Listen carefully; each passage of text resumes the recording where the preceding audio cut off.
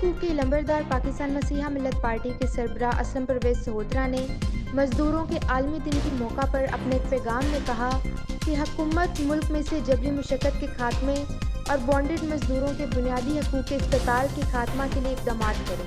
मुल्क भर में सैनिटरी वर्करों समेत दर्जा चहारम के तमाम मुलाज़मीन को फौरी तौर पर मुस्तकिल करने के लिए इक़दाम किए जाएँ और मुल्क के हर शोबा में से ठेकेदारी निज़ाम का खात्मा किया जाए। मसीह यीशु के कादर और दिलाली नाम में तमाम सुनने वालों की सलामती हो। मैं असलम परवेज़ सहोत्रा बानी पाकिस्तान मसीहा मिल्लत पार्टी आज मज़दूरों के आलमी दिन के मौका पर पूरी दुनिया को ये बताना चाहता हूँ कि पाकिस्तान में भट्ठा खश फैक्ट्रियों और जागीरदारों के खेतों में काम करने वाले मज़दूर जो हैं वो नस्ल दर नस्ल ग़ुलामी का शिकार हैं।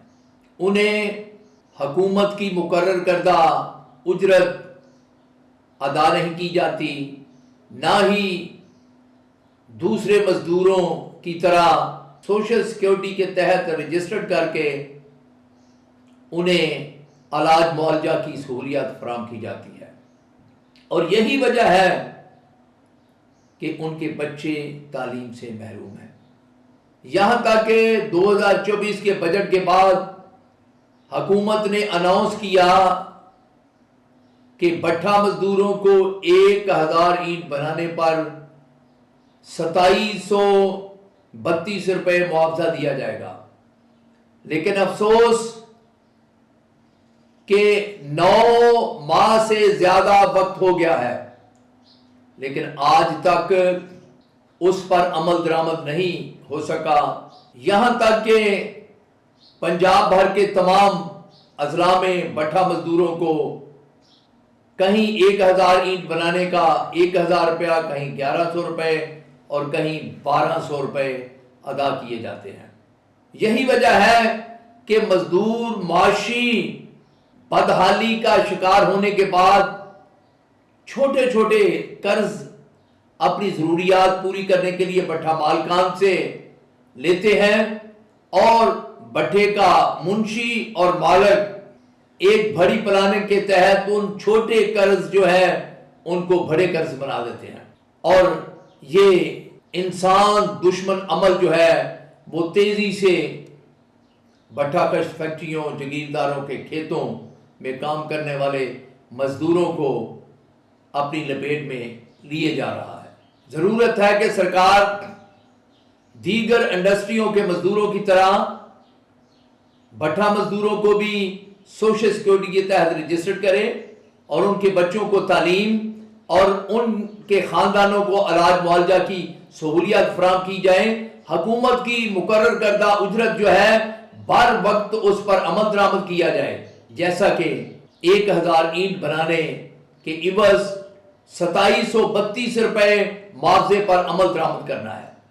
और इसी तरह आप देखें कि मुल्क भर में सैनिटरी वर्कर जो है वो इंतहाई बदहाली का शिकार है। माशी तौर पर वो गुर्बत की लकीर से नीचे जिंदगी बसर कर रहा है, जबकि वो सरकारी और नीम सरकारी अदारों में काम करते हैं। मैं समझता हूं कि सैनिटरी वर्करों की माशी बदहाली जो है उसकी बुनियादी वजह पंजाब हुकूमत समेत दीगर सूबाई हुकूमतों का सैनिटरी वर्करों को मुस्तकिल भर्ती करने की बजाय कंपनियों की जिम्मेदारी पे दे देना, ये उनके बुनियादी हकूक गस्ब करने का सबब बन रहा है।